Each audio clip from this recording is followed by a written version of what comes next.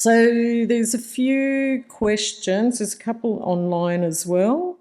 One of them that was online, and I'll try, it was a little bit of a longer one, but I think it's an important one, and it was just asking around the cognitive function to patients or people with a high-grade glioma.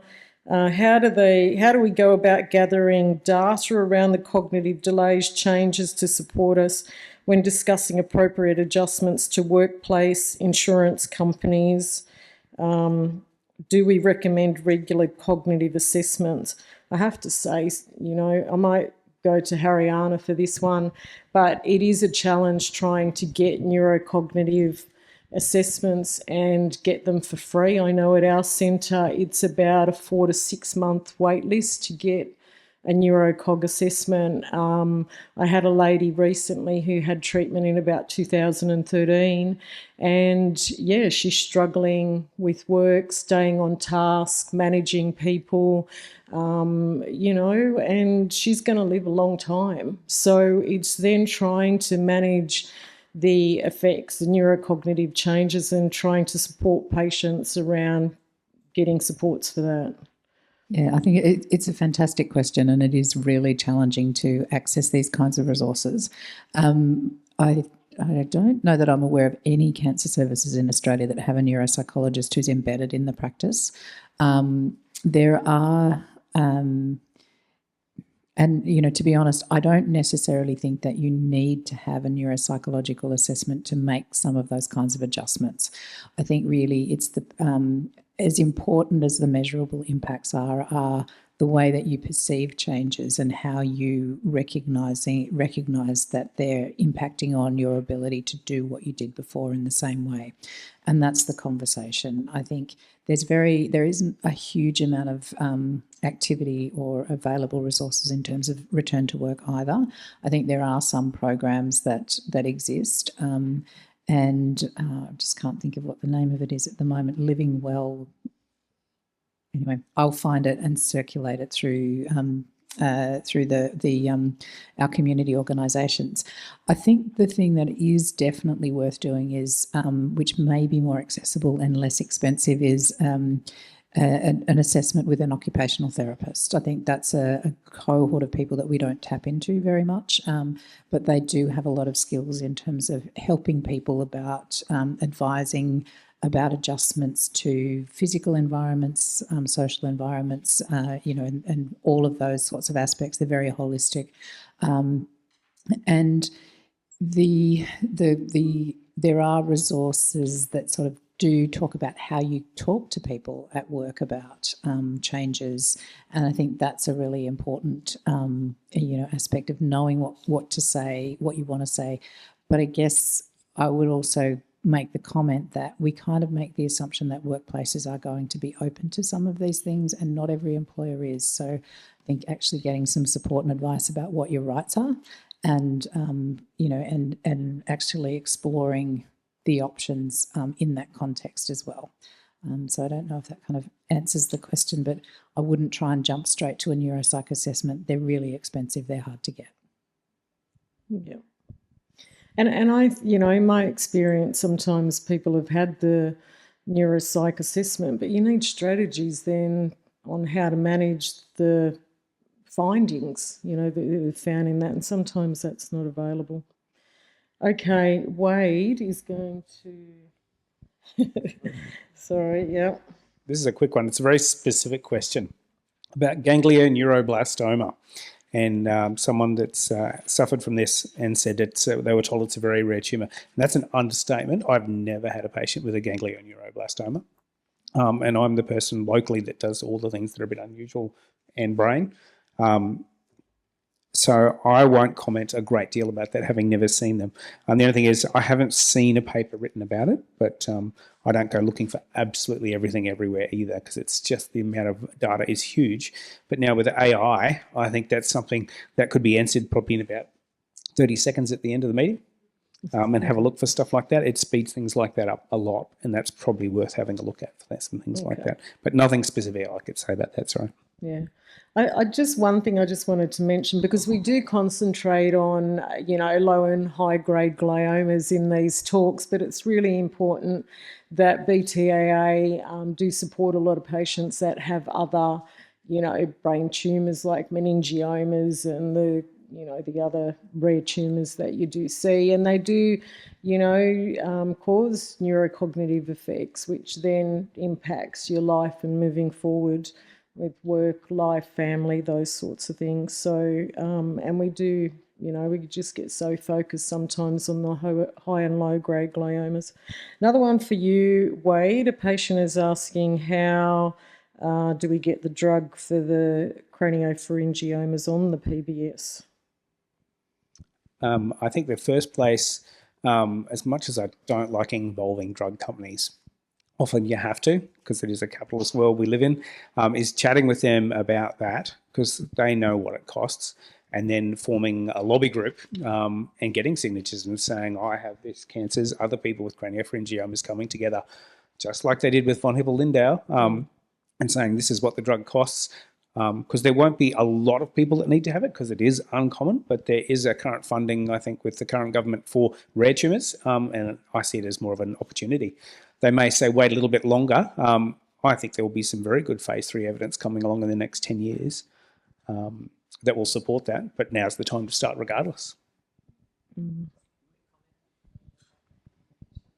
So I think the other thing that I would say is that when companies do put in submissions to the TGA and the Pharmaceutical Benefits Scheme to have drugs listed, there is a patient portal or a community portal where you can provide direct feedback about your experiences with drugs, and that does get taken into consideration. So I think that's something that it's good for the community to be aware of.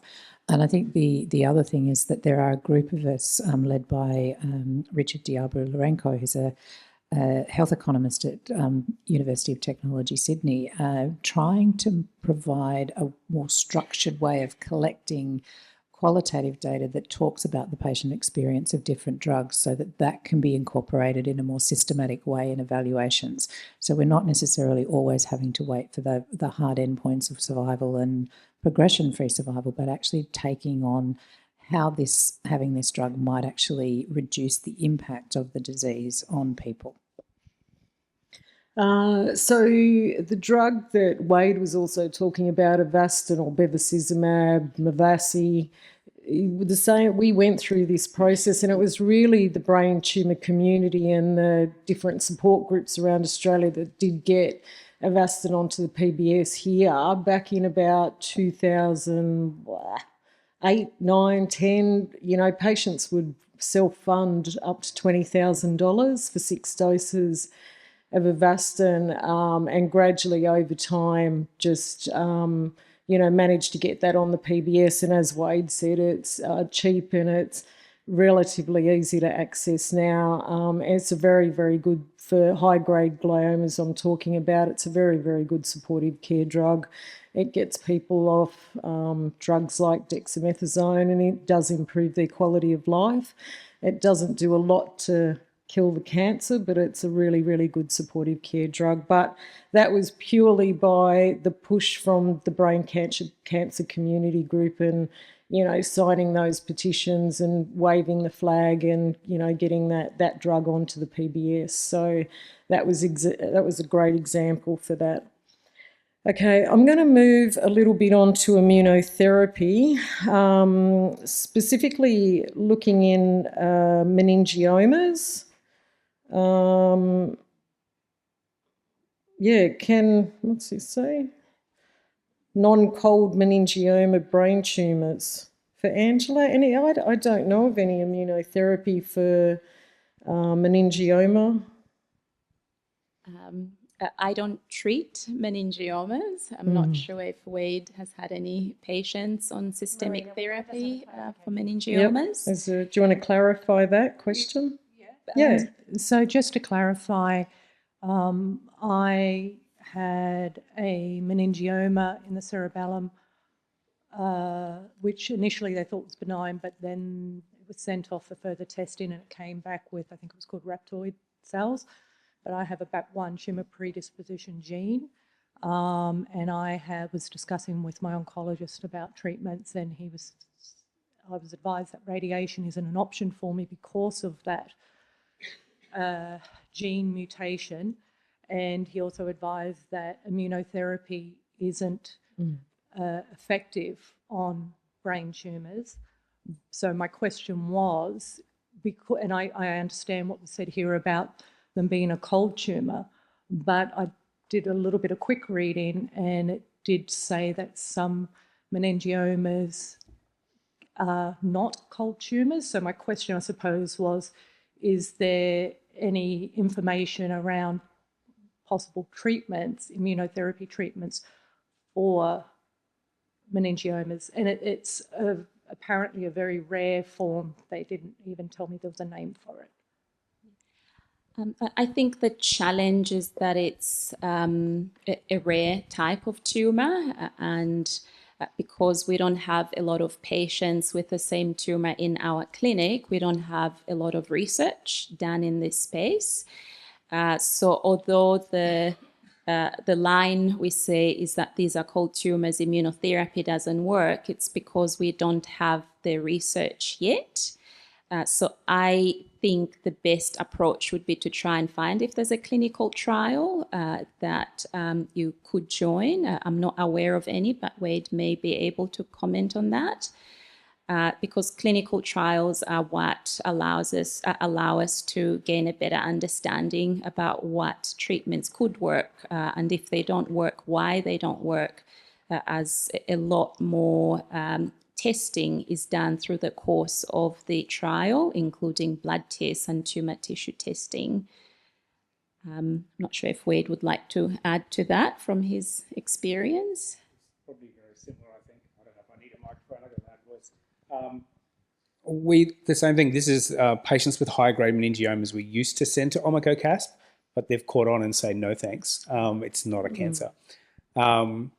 So that's something I think that may be worth investing in one of the American companies to do gene sequencing for in that case, and that's something you'd chat to your oncologist about. There's no trials that I know of. For low-grade meningiomas, we use standard treatment. I think that's a long way off from doing anything else. And high-grade gliomas, we hate them in our MDT because we can't fix them.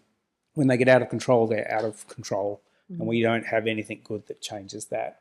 I'm not particularly impressed with any immunotherapy in brain cancer yet at all. Yeah. Even trials-wise, it's pretty early, and I'm more hopeful of other types of treatment than immunotherapy for brain cancer.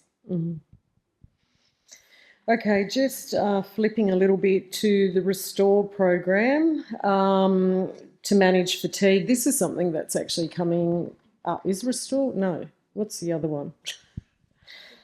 That's it. Thank you. So Rest is coming up. Restore is current, isn't it? Yeah, so Restore is a current program that was developed for all cancer survivors, but more in the curative cancer context.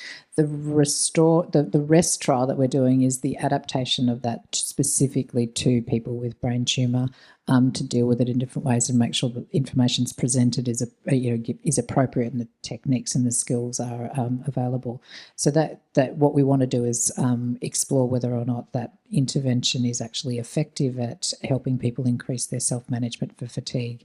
We expect that the trial will probably be open to recruitment and it's all done by phone and online within about 4 weeks of now. So just with the Restore, can patients access that online, or is it an app? Or so you used to be able to, but I believe Macmillan's taken it down and haven't refreshed it. So I don't think it is actually currently available. But if you want to go and double check, no, Julia's no. Okay, my brain's trust over there in the corner have said no.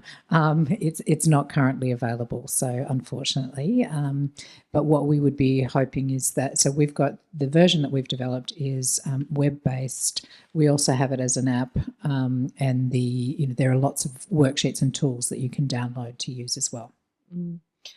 Because the country we live in, there's patients that are rural, regional, people that have mobility issues and struggle to come into the centres that we have. So I think doing things online and telephone, I'm a care coordinator, so there's a lot of phone stuff that I do.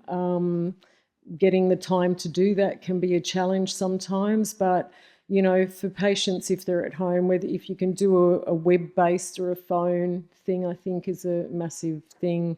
It just reduces people's need to come into a centre as well and spend that. Well, a lot of the time the patients we see can't drive, so then they're relying on a carer to bring them in as well. So it can be a real challenge.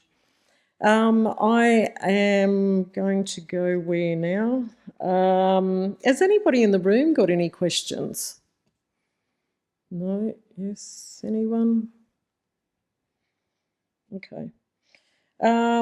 Just go back to the online stuff, and these are around rare mutations. There's a question around TERT and EGFR.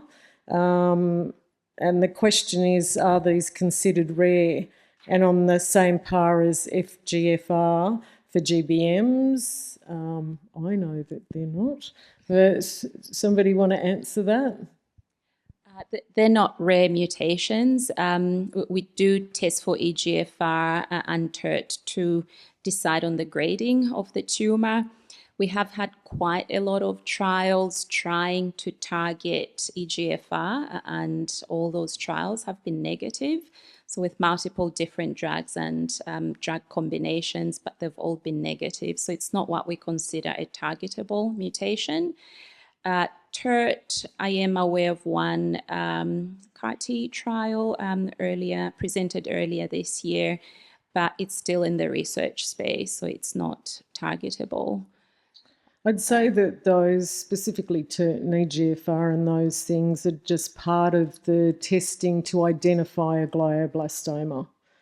Yeah. Yes, Yeah. that's where we are currently. EGFR is highly targetable in lung cancer, and it's also something we target in bowel cancers, but for glioblastoma is quite different. We've tried to use the same drugs to try and elicit a response, but all the studies have been negative. And those tests, specifically EGFR and TERT and those things, are actually found in the next generation sequencing. So as Wade said, that all came onto the PBS some years ago. The patient would either have to self-fund it, even MGMT, you had to self-fund some years ago as well, but yeah, it's all now being paid by the government. So as Wade said, it should be part of the testing that gets arranged on every single, glioma. It shouldn't not happen, and the pathology centres around the country should be sending that off to get that testing done. It's free to use. So, and it just gives us more information around the tumour. I just want to jump a little bit. This is probably more, I think, around, a typical thing that we'd see. This person has talked about lots of results, many specialists, lots of procedures, scans, x-rays, MRIs, etc. Is there any program that helps patients with to coordinate their appointments, ensure it's recorded in a central online portal? I mean, I'm just going to say here, this is why a care coordinator or nurse navigator or something like that comes into play to help things, because it is a pretty confusing pathway. Lots of different doctors, allied health, and can sometimes be in multiple different centres.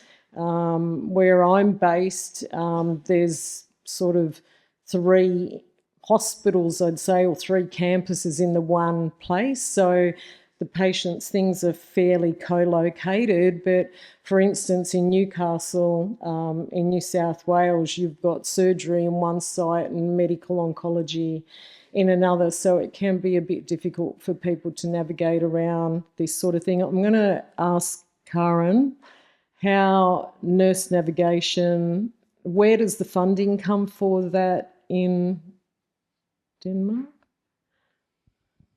Well, the funding is a challenge, Yes, as for everyone. And I think we face the same problems like you just described. What I think is very important to say to a newly diagnosed patient with a brain tumor is that this is an uncertainty related trajectory. You cannot foresee what will happen, and you have to accept that it is uncertain.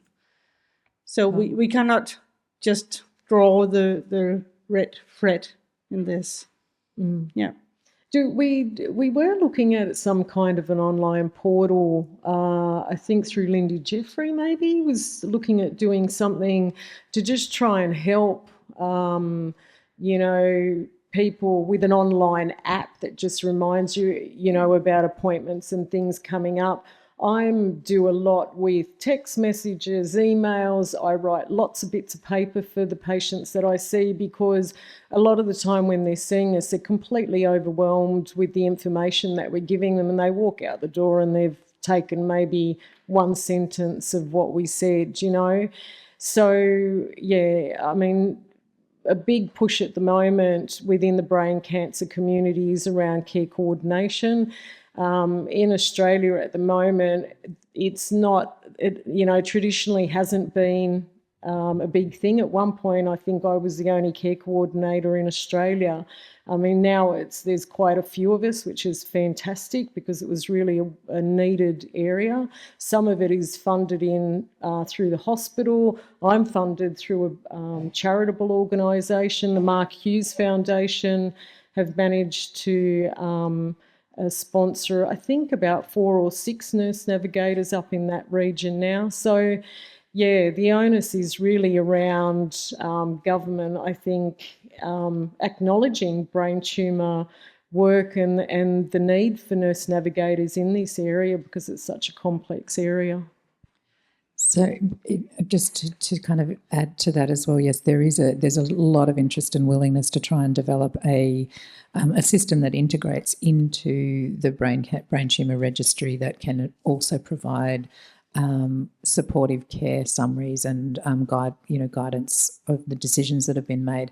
But I guess as a user of the health system in Australia as well, I'd really advocate at a minimum to requesting that all of your test results and information like that is actually put into My Health Record, so at least you've got it in one spot, and that can actually facilitate your access, but also all of your healthcare professionals' access to the test results and scan results that you might need. I know there are concerns around the confidentiality, privacy, but I think there are some times where it's I haven't seen any evidence to suggest that it's not safe, but these are really useful tools that can at least keep everything together in a spot that's digitally accessed, and you don't have to carry your records around with you all the time.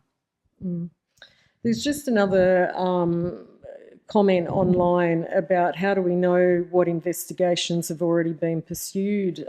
Ask your oncologist.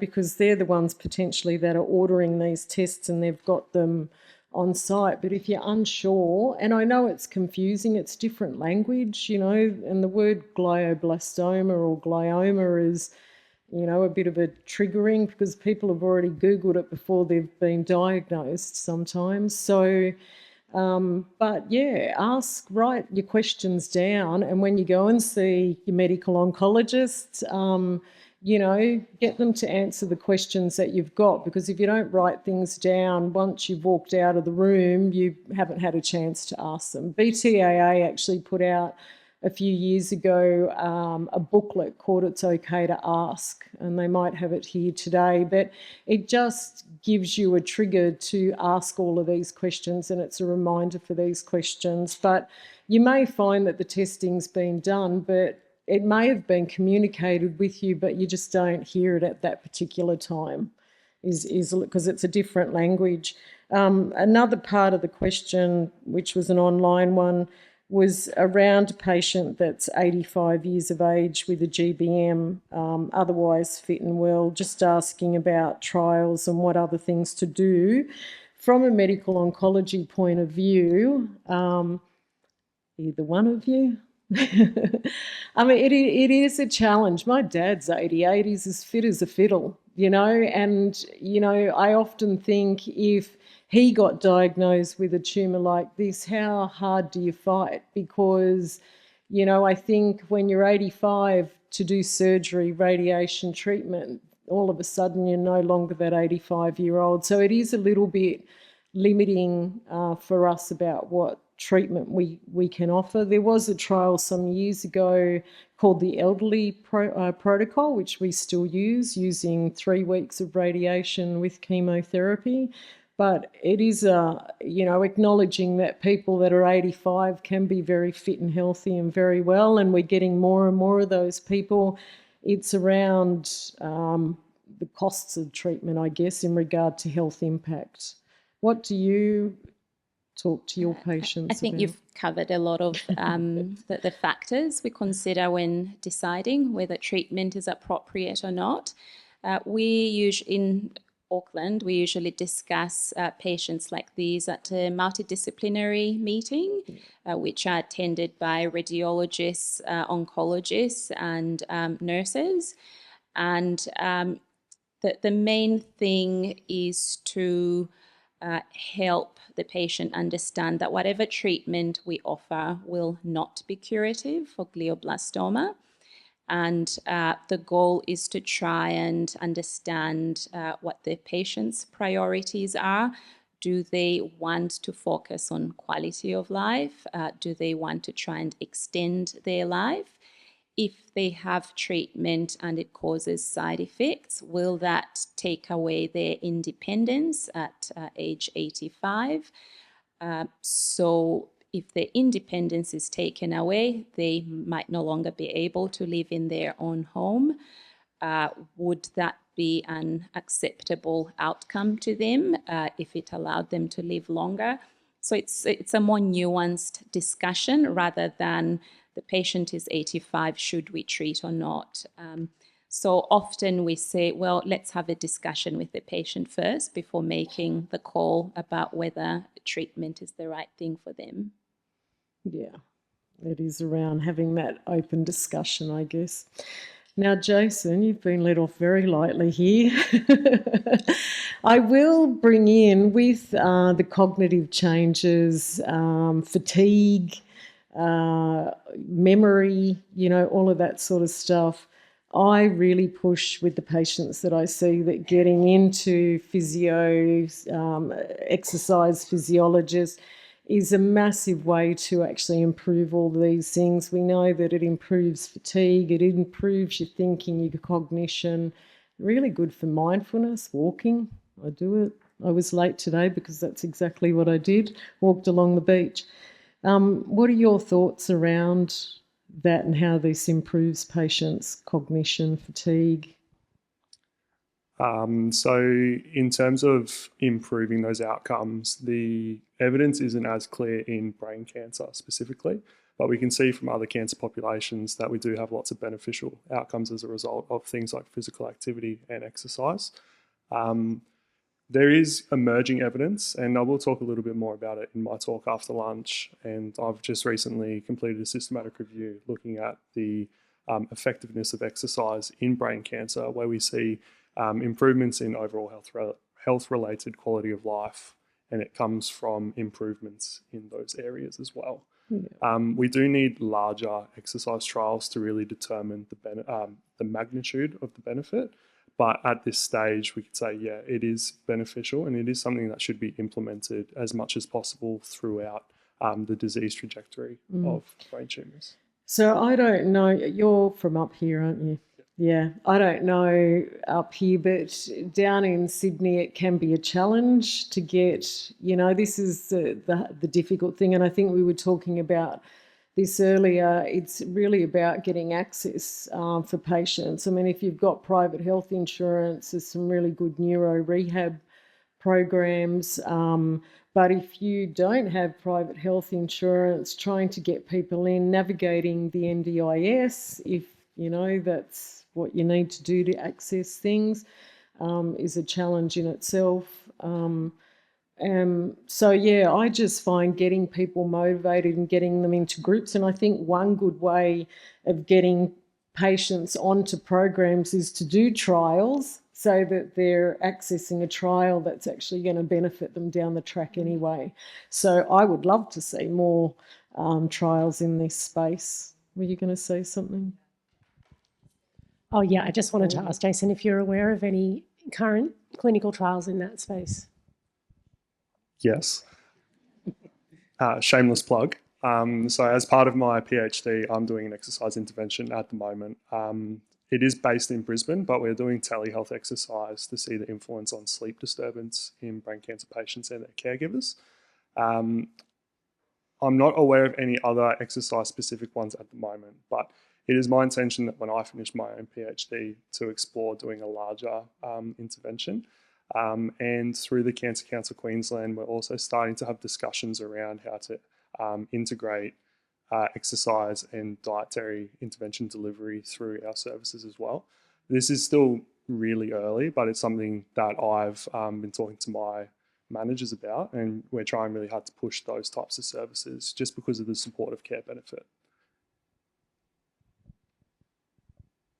I was just going to add that we are seeing increasing support and evidence for the effectiveness of telehealth delivered exercise interventions, and I think that's even we still being able to maintain and capture the value of the group interactions in that space.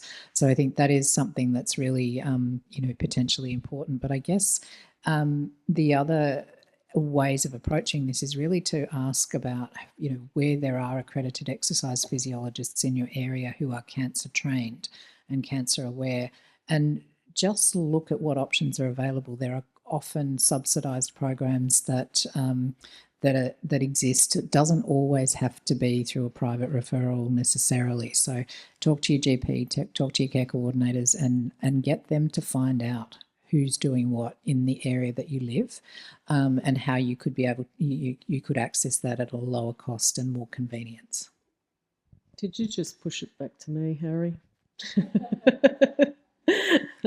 And the GPs and everyone else. Yeah. Well, and talking about GPs, I know in New South Wales, if you see your GP, they give you a referral and you can get subsidised visits to, different allied health. So that's a very good way to go as well, and clinical psych supports as well. So that's really important.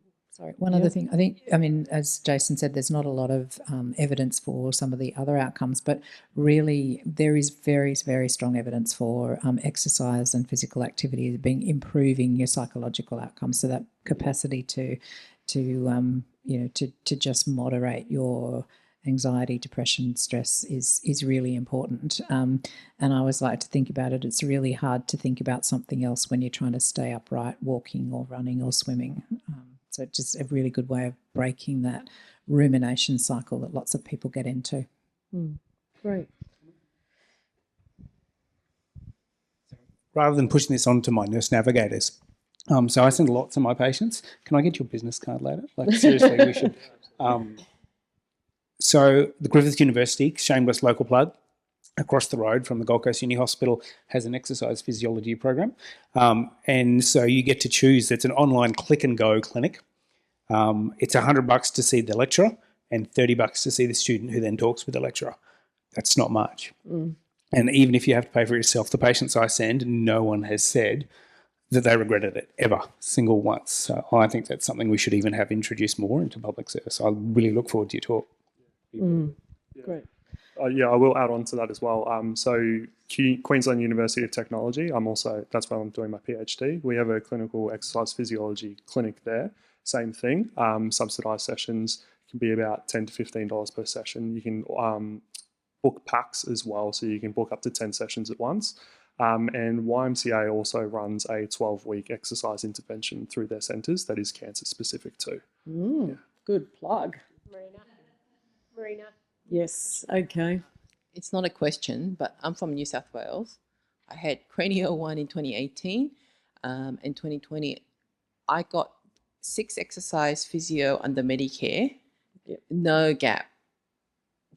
And you can also have psychology or something like that. I think every 3 months you get new either exercise physiologist or psychologist free, if people are not aware.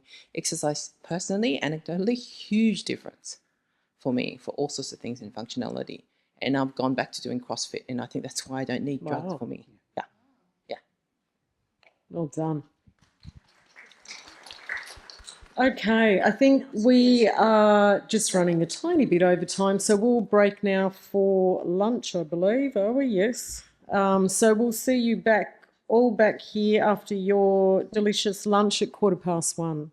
Thanks very much.